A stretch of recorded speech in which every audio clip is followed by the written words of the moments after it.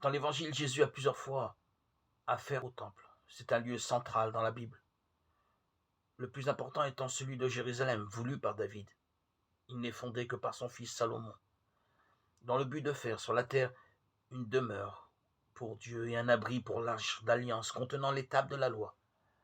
Jésus a d'ailleurs professé pour le temple de Jérusalem un profond respect. Il est tout d'abord présenté par Joseph et Marie dans Luc 2, 22, 39. On assiste alors à la rencontre entre l'attente d'un peuple représenté par Simon et Anne et le salut fait chair en Jésus. Le temple devient alors, par excellence, le lien de la présence de Dieu parmi les hommes. Ensuite, Jésus est retrouvé au temple parmi les docteurs, Luc 2, 46-49. Cet épisode du recouvrement est une nouvelle manifestation de Dieu.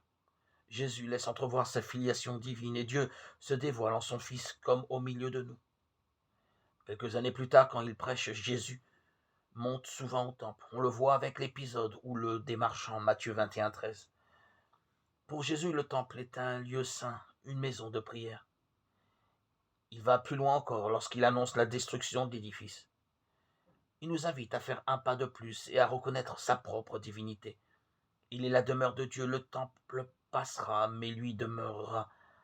Avec Jésus, nous avons l'incroyable présence de Dieu, fait chair parmi nous.